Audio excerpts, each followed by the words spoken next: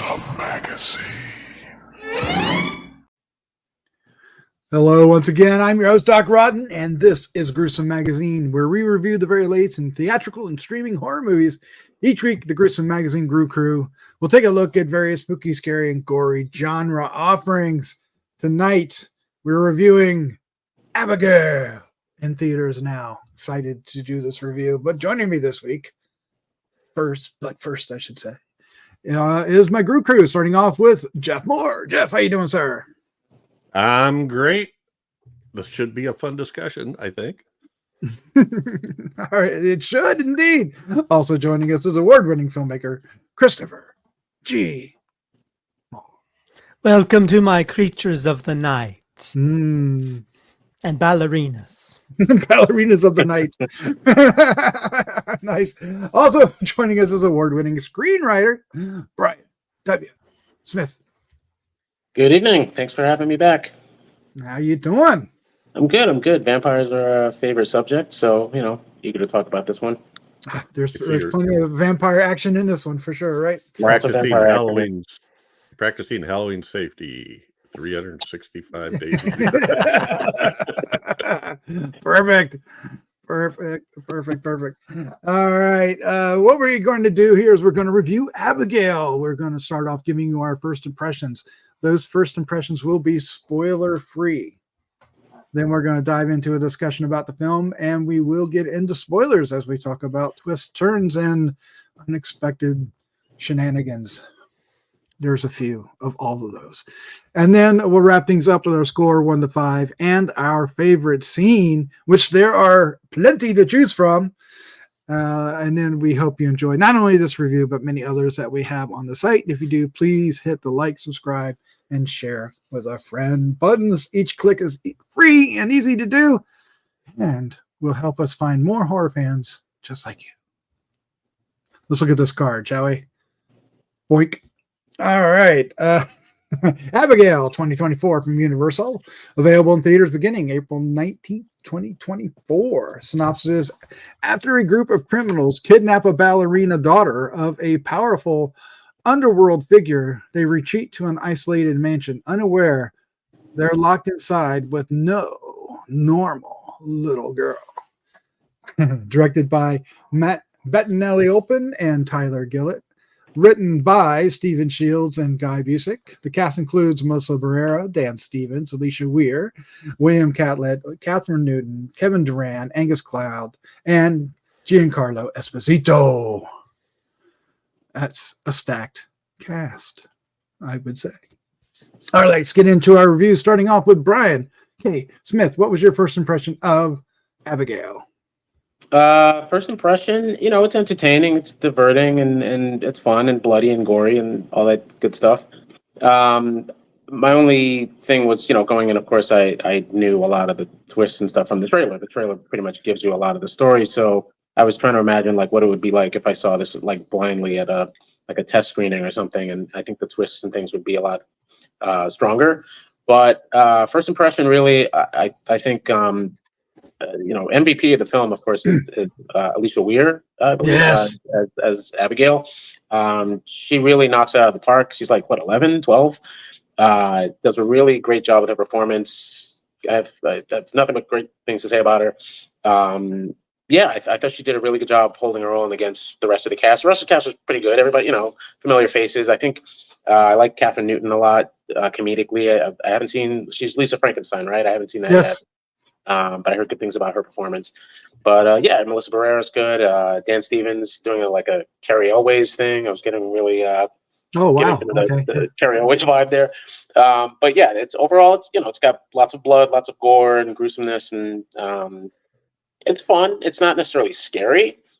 It has some little moments here and there, but it's not necessarily as scary as I had hoped for a vampire film. But I hope that it reinvigorates the vampire genre, because I kind of miss it, and I want to see some more of that. So hopefully it does well, and we'll see what happens. Well, it is Universal. You never know. It might be some vampires in our future with that. All right. Up next is Jeff Mohr. Jeff, what is your first impression of Abigail? I love this. I absolutely love this. It just was a lot of fun. I'm totally with Brian though. I wish there would have been. I was thinking about that trailer too because I think the trailer gives away something that would have been fun not to know. But on the other hand,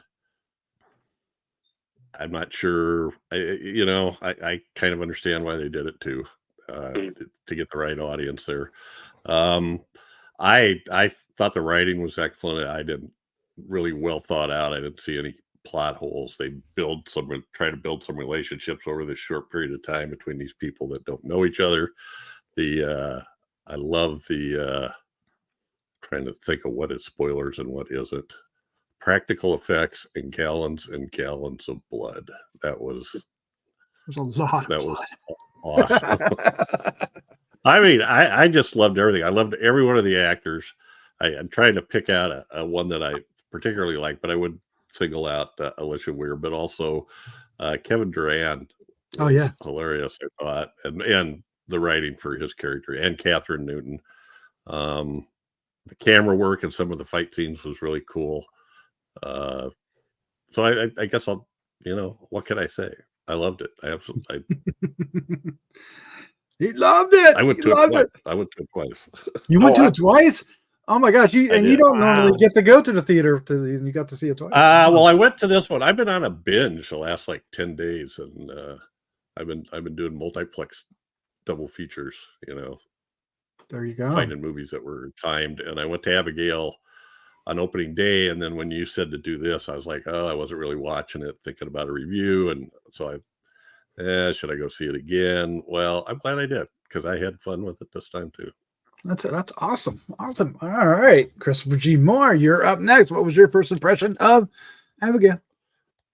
I think it's another fun ride for the Radio Silence guys. I mean, I will say it's not as good as Ready or Not. In fact, it almost has elements that are similar to Ready or Not. It even kind of ends without giving anything away. It kind of ends I didn't think about that. Yeah. And there's exploding people. So it almost seems like maybe in the same world as that. I'm wondering if they'll maybe connected at some point. We'll have like Samara Weaving like fighting vampires in the next film. Yeah, I thought this was really fun. And somebody pointed out this is not the first time we've had a vampire ballerina. There's a movie called Livid in 2011, a French film that involved a ballerina. And it actually had a similar plot. So I'm kind of wondering if they were influenced by it because these people break it into a house and they come on to a vampire, I guess. But yeah, I thought I really enjoyed it. I love all the different characters. Catherine Newton's just having a great year all around. She could just do no wrong in my world. Maybe it's because I also have a crush on her. But yeah, I think she's having a lot of a fun time. Like you guys mentioned, the little girl, she's great having to play like a vampire who's also sort of like this little girl, but at the same time, there's a point where, without giving too much away, it makes it clear she's been around for a while, and she actually conveys that really well. I do like how the scripts had her and Melissa. I actually kind of like Melissa Barrera's character in this more than the Scream movies, in my opinion.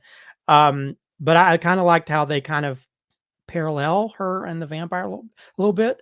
I do say it unlike Ready or Not, that takes place also in a house. It gets kind of repetitive. They keep running down the same hallways a good bit towards the end, and it gets a little repetitive. And even some of the fighting gets a little bit like that too. So I think that's my negative for it. That I still had a great time. I still enjoyed it. I still laughed a good bit. I like parts of it, but it almost feels kind of loses its way a little bit. And I know that we're not in spoiler territory, but there's a character that shows up at the end that I kind of like how they cast that as somebody who's a fan of that actor. But yeah, I'd like the production design of the house. What's his name? Giancarlo Esposito is great no matter what he's in. Yeah, I think they all did a really great job. I think it was a great cast of characters, and the the screenwriters did a great job of sort of embodying what each one of these characters are, you know. And I will say, rest in peace to Angus Cloud. This is like his last movie he shot before he passed away not too long ago. And he's kind of great as sort of like that idiotic goober driver guy. But yeah, they all played their parts well. A lot of good amount of humor, but I do feel like it gets repetitive at some points to where that sort of made me compare it much more to Ready or Not, which didn't feel repetitive at all. It felt great all the way through. And at some point it felt like they were, you know, got kind of lost or wandering story wise. But overall, I thought it's a fun film, great character. I'd love to see more in this universe, meeting more of these sort of vampire characters. But it does like one of my friends called it a companion piece to Ready or Not, and I kind of I think that's a good thought. This would make a good double feature with both of these together. That's interesting. I didn't think of it that way. Yeah, I had a blast with this. It's going to sound like a broken record probably tonight, but I had a blast with this. It's a great ensemble piece. All the actors are fantastic, and Alicia Weir, as you mentioned, deserves extra notice because she really holds a lot of this film together. Everything you guys said about all the other actors, from Melissa Barrera to Kevin Durant, Angus Cloud, they all fit their parts really well, and the way they interact, and almost enjoyed leading up to the battle with the vampires as much as the actual vampires, which, you know, can be the driest part of the film. But and I think maybe the reason why is what Christopher was saying, that there is a repetitive nature to once it hits the fan. But in the end though, I cheered. There was a couple of moments I laughed out loud, and there's blood cannons going off everywhere. It's just people. There's so much blood in this movie. It's so fun, and they practically bathe in it. They do some really fun things to the vampire myth, playing around with it. Get into spoilers, but you know, there's all the little tropes are there, but some work and some don't, and that's hilarious. Some better than more, but we'll get into all that. Yeah. I think I'm with Brian. More vampire movies, please, and more Universal vampire movies. I'm going to take it one step further because I want Universal back on track, and this might help. Because we got Wolfman coming at the beginning of next year, right? Mm-hmm. Even though they're not related at all, they're just from Universal. But we'll see. We'll see. But let's get into some spoilers. I just want to point something out because it's on my mind. I want to get it off my mind so I can think about other things. But I was talking about the tropes, and there's a part where one of the characters, I think it's Kevin Durant's character, pulls out a cross to save himself, and she just grabs it and turns it into like a knife and stabs him multiple times. But it's not enough to do any harm to him or kill him. It just makes a lot of like bloody spots. So the way they play with that, and the way they garlic.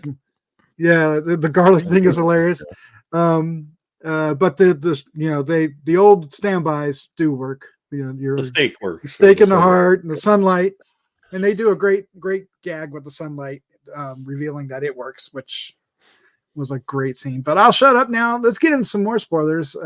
Brian, since you're our guest here, pick up the conversation where you want to go. My only like I said, I really enjoyed. Should I mention like my favorite film, my favorite scene, or just talk about the whole thing? Because I was just going into anything that we want to talk about. I was just throwing it your. To get into spoiler, my one spoiler, if anything, there's a reference to a famous actor early on in the film, and I was really hoping that would pay off at the end, and it didn't. So that was my only. I was like, oh, what was the reference?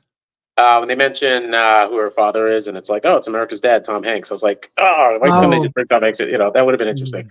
Yeah. It's minor, but because I was like, they do the pan up at the end when they show her father, and I'm like, I don't know who that is immediately, but then I realized who it was. But I just thought that would have been kind of a cool reveal to have like America's Dad, Tom Hanks. As, that would have. If it wasn't going to be Nicolas Cage, Yeah, if it wouldn't be Nicolas Cage or anything. Not that it's necessarily Dracula's daughter. Yeah, No, but- overall, I just had a great time with the film. You know, I saw it in 4DX because I see everything in Ooh, 4DX. it's on 40X now. Oh wow. Yeah, yeah. And it's very bloody and spraying, you know, and all that stuff. And you get punched around a lot.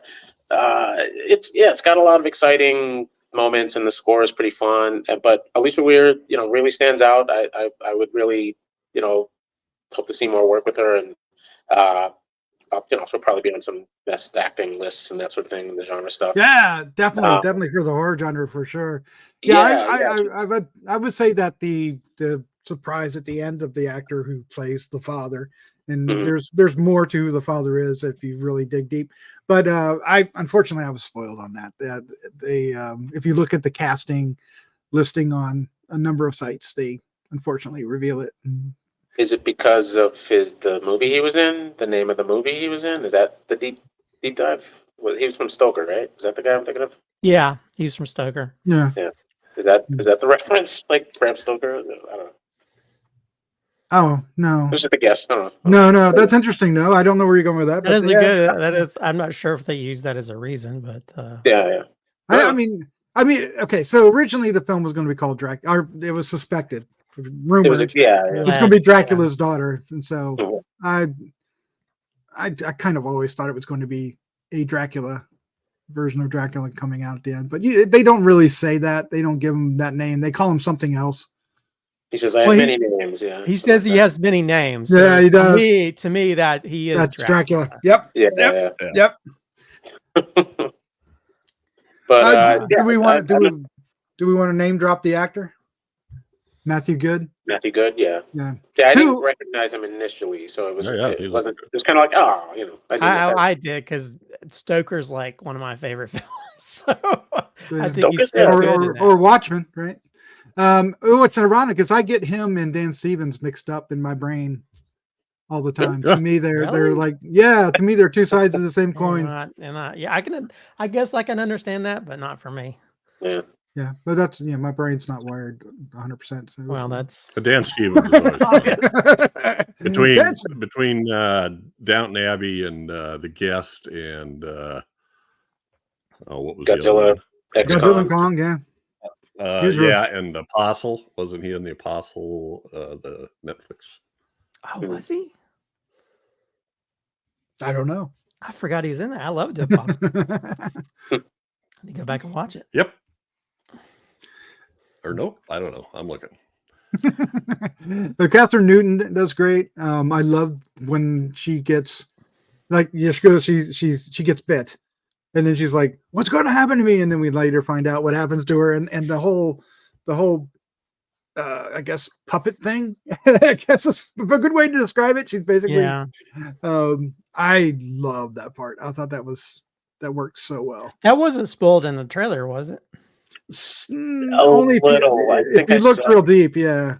Okay, maybe I think I didn't watch the newer trailer because I was like, I didn't want to be spoiled, so I didn't see that coming. So that was kind of a nice little turn, I guess. But yeah, I think that was a great moment where she's sort of like, she's sort of did her own little marionette of her while she's dancing in one room. You know, and I think the look, I love how their like teeth get all kind of like jaggedy when they become vampires, which I don't know. The more I think about it, it's like, so your teeth goes back to normal. It's like, how does your teeth transform? And then I'm like, I need to stop overthinking it. Well, I make horror films. You don't need to overthink that kind of. That's right. It's all just molecules, man. It's just molecules. Yeah. Oh man. But anyway, that was an interesting vampiric ability, though. I don't think I've ever seen that in a movie. So it was pretty not that way. Yeah. I mean, we've seen vampires like hypnotize, take control, but not like that. That was, and then I liked how Dan Stevens' Frank character decided he wanted to one up Abigail, and that made things really interesting toward the end with him. Yeah, I think the big battle was that's interesting because that's one comment. Sorry, Jeff, I'll turn it over to you in a sec. Is walking out of the theater is that I had was it felt like it needed to be a little tighter. It felt like a Yeah. little. I think that's the repetitive part of it. It felt the same type of stuff over and over, to where it's like, editing wise, it could have been edited a little bit tighter and a little bit cleaner. Lots of 'Cause throwing people around, and yeah. yeah, it was like, because I think because you're in that similar room and everything's brown and everything's wooden, just like it looks similar, and so I think you have to sort of delineate if you're gonna shoot any kind of action type stuff, you need to delineate what part of the room you're in. So otherwise, Yeah. it just seems like she's being thrown in the same furniture over and over. Yeah. So Jeff, I'm sorry I interrupted you earlier. Oh, I was just going to say, I love I don't think anybody said this at the beginning when Giancarlo Esposito or Lambert leaves him alone in the house and says, "Goodbye, my little pack of rats. See you in."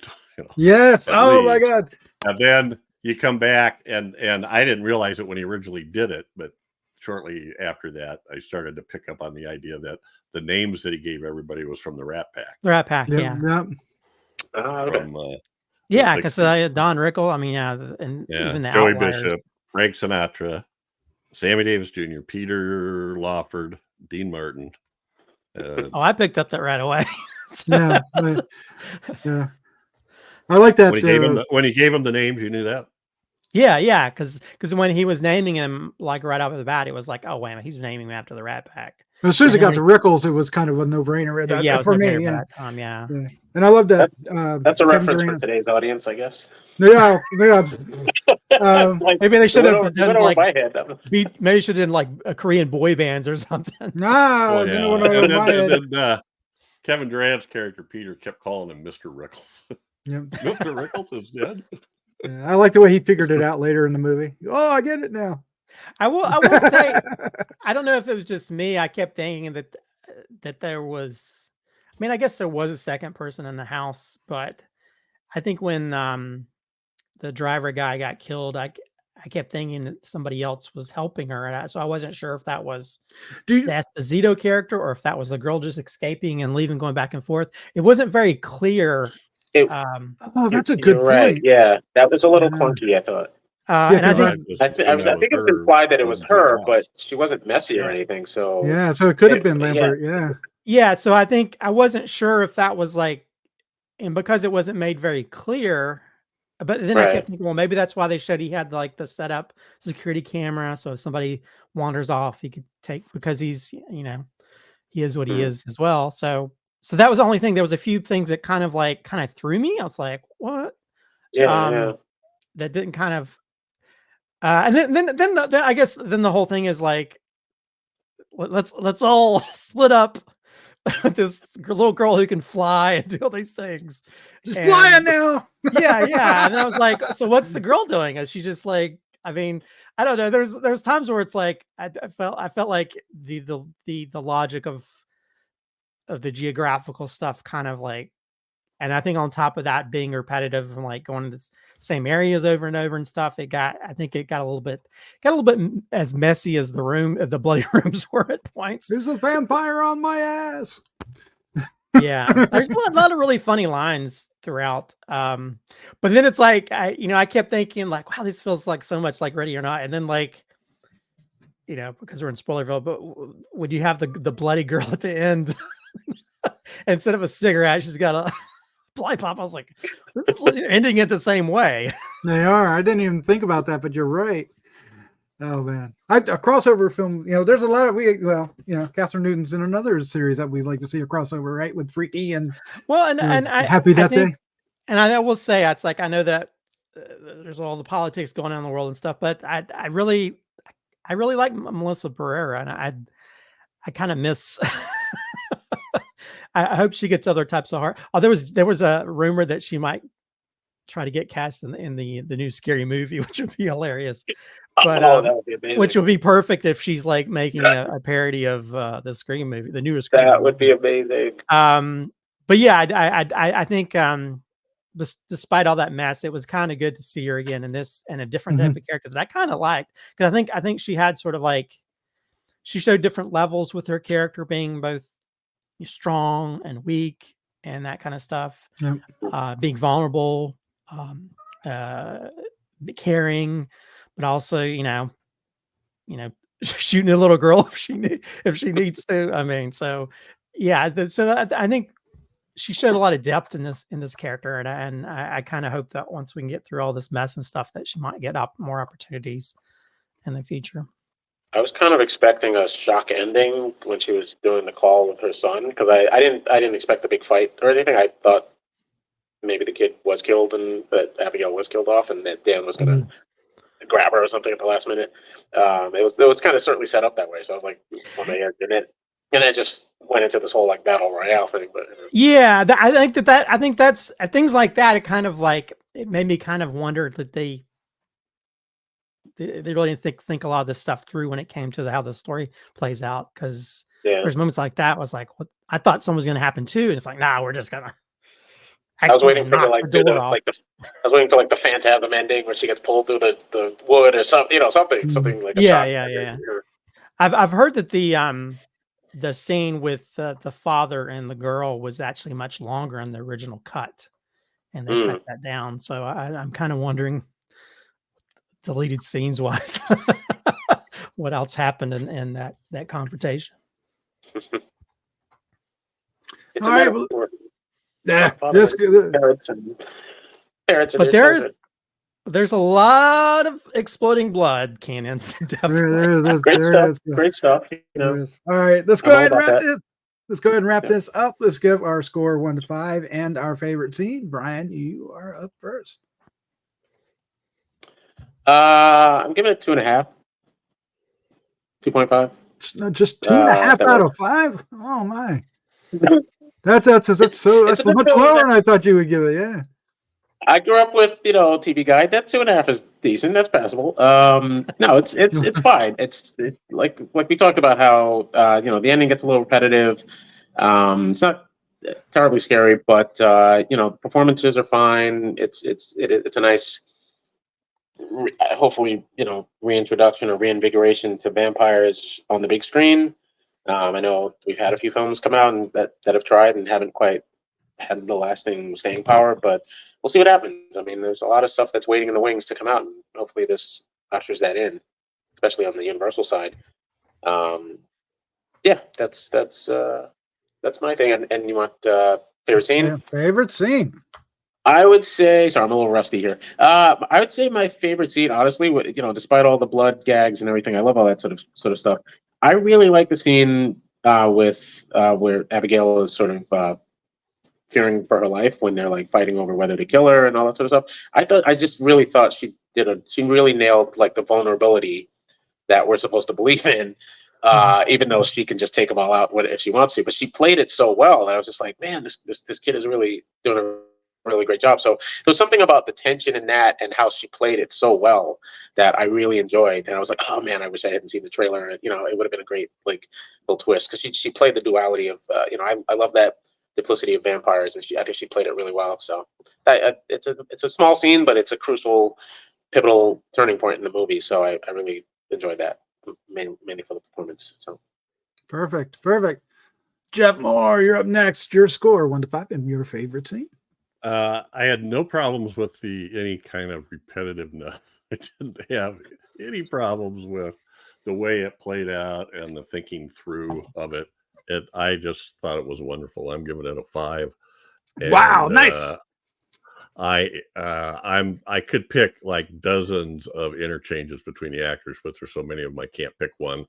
So I'm going to take Chekhov's silver platter, which very good. Yes. we see at one point and then later we see it again. So and that's our first. I think that's our first explosion. I think. I believe so. Yeah. Yeah, I think so. All right, Christopher G. Mohr, you're up next. You're finding out your score 1 to 5 and your favorite scene. Despite my nitpicks and issues, I still really enjoyed it. I give it a 4 out of 5. I mean, I would have given it probably higher if I didn't have issues with how some of the stuff plays out. But still, it's an entertaining film. I wouldn't mind. I'm going to own it when it gets to physical media. As for favorite scene,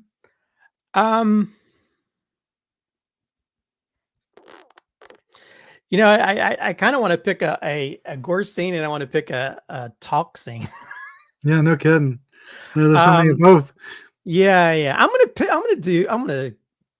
You know what? I'm gonna break the rules. I'll say the talk scene is gonna be the scene where she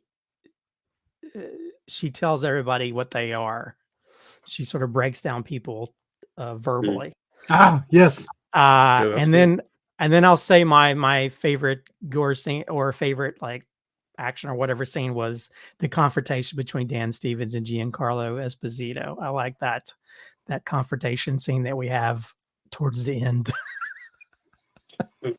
Yep. So, but yeah, I think you could pick a lot of different scenes. There's a lot of really enjoyable scenes in this film. Yeah, that's an interesting scene because it's like it kind of turns the script a little bit, with what happens to Dan Stevens' character. It changes the scope of it. I really like that. It amped everything up all of a sudden. It's like, oh crap. Okay, now we what's worse? All right. I really enjoyed this. Yeah, I've got some minor issues, mostly with the length of the film, but in the end, I love the ensemble cast. I love the gore and the fun, and I'm going to give it 4.5. Not quite a 5. I want to give it a 5, but not quite. So 4.5. Not a 2.5. Don't be judging Brian on how he judges. It's a good things. range. We got a good range here. All right. I'm just that film festival reeling them in. Come on, brain going. I doubt if we're all using the same rubric anyway to decide on the. There you go. There you go. We're all different. All right. If he was a skeleton, I'd be picking his ribs. But anyway, that's a different film. My favorite scene, I'm gonna gosh, I could pick a bunch. There's so many good ones, and they're all going through my head right now, and I'm like, which one do I pick? And I'm gonna go with, I mentioned earlier, the Sammy character, Catherine Newton's character. She becomes a vampire puppet, and it's just so it's probably, I mean, like you said, the film doesn't necessarily get scary, but it kind of gets on the verge of being a little scary right there because of what's happening. But it's really just an gory action film in the end. But I liked what happened with her character. I liked how they showed the two characters kind of doing the same thing. The mirror of that was just very interesting. And then of course they were in a lot of trouble at that point, and they were trying to figure things out. It was a really good scene, I think. It's very Evil Dead vampire. Oh yeah, okay. Like, oh no. Yeah, that was no, great. what happened? just the little girl Catherine Newton acting like the little girl, almost like another version of Freaky to some degree. Yeah. Well, they're here. Oh no, you're here. I do want to say, I didn't get to say this earlier, but Kevin Durant as Peter, somebody mentioned that they liked him, and I did too, because he made that guy so likable. Even though he was kind of, he was basically your big dumb bouncer guy, right? but a lot of the jokes are very predictable with him, but still, it was very entertaining, especially when that that guy drew the dick on it. So what do we know about vampires? They're not real. And he's like, no. He was just, I liked him a lot. I didn't dislike anybody. I liked everybody. Everybody was great in this. Good job. I want more of these films. More films like this. Not necessarily vampire films or anything, but more successful, nice, bloody. Radio Silence can keep making their original films all they want. I'll watch all of them. Yep. And it's. I mean, you were saying that there was a kind of a film that's similar to it in the past, but from my eyes, I thought it was a very original take on vampires. Yeah, well, that film was much, from what I understand, that film was much darker and dramatic. This is definitely more fun version of that. I mean, not we can't all like take credit for. Yeah, there's cutesy versions of vampires. In defense of Brian, the tension is really low. There's no real. The only thing you'll be afraid of is if you're squeamish of blood, which I imagine a lot of people are. So. Well, that's how I've been feeling with a lot of like monster films of late. It's like, I want, give me the, I don't know. I know we're doing all different types of things. But I like the good old fashioned like make 'em scary again type of thing. There's always right. it's always like a kung fu aspect added to it, you know. Yeah. fight Well, it's and more what's it, splat stick type, Dead Alive Right. type thing lately. Yeah. Although I will say that even though I wish it'd done better at the theaters, Voyage of Demeter, I think actually brought back scary vampires for once. I agree. I think you know that was another one where they kind of showed off a little too much of the threat, but Mhm. yeah, I thought that was done really well, and there were moments where I was like, oh, they're going there, and you know, that was an interesting one. Yeah, we got Nosferatu coming out in December, so we'll see. That's how right. That's That right. should be a That should be that could be a white knuckler. You never know. We'll see. I don't know, or it could be a snooze fest because, well, you know, I'm phasing. looking forward to Long Legs. That's not a Long monster Legs, movie, yeah. but, Long legs. yeah. Yeah, Neon. I'm looking forward to their work this year because it's like it's you know it may confuse me, may confound me, but it's interesting. It's different. So yeah, those should be. As long as Oh, I love Oz Perkins. He's always striving for the. I mean, they're usually slow burns, but he strives for that scariness. I mean, you know, you got to spend a little more time to build up that tension than.